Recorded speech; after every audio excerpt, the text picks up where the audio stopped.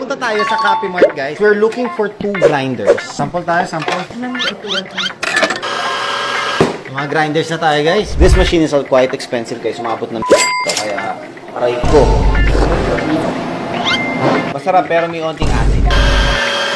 Tagal ko nang di nag-latte art. I'll make my first latte muna. Pinaka-simple one.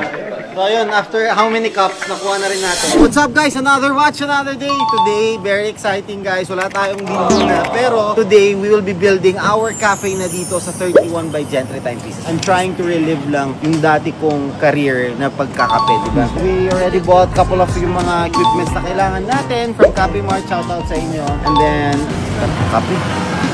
Alright, so here we have our Lachimbali na M100. Napakaganda. Here we have our tamper. Meron na tayong knockbox natin. We have here our clean sink with rinser natin. Siyempre.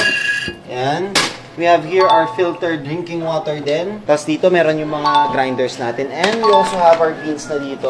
Almost done na. Set up. I'll just calibrate the machine right now. What's different between this machine kasi guys? This one has a pressure profile. So usually yung mga coffee machines kasi mga espresso machines, only straight 9 bars lang yung pressure. Pero for this one, since pressure profiling to, 3 beses nagbabago yung profile nito. For this one, let's make it a single shot. The pre-infusion is where the bloom happens. Babaan lang natin yung pressure natin for that. Let's do around 5. For the third is what we call it the delivery. Let's make it 9 bars naman yun for 15 seconds. And then yung last is the ramp down. Dun kasi lumalabas na yung body or yung bitterness ng coffee beans. So dun babawasan natin para hindi siya masyadong mapait. And let's do around 6. Siyempre, trial and error to guys. So it will really take time for us to calibrate kung ano talaga yung best profile na pwede natin gawin dyan. Madaming profile na yung gagawin mo para lahat yun matry naman. Yes. Kada pindot ko dito, iba yung magiging lasa ng beans. Yun yung kinaganda nitong machine na to. This machine is quite expensive guys. Sumabot ng million to. Kaya, aray ko.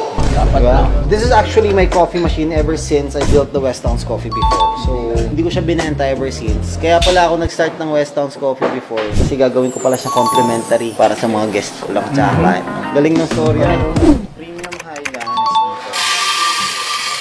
Pero yung premium ground na. Pero so these are our beans naman for our pour-overs which we will do in another session natin. However, right now we'll be focusing lang doon sa espresso natin kasi medyo madugo to. I think 3 to 4 years later on, tatry ko ulit makapag-latte art. Tingnan ko lang kung kaya ko pa.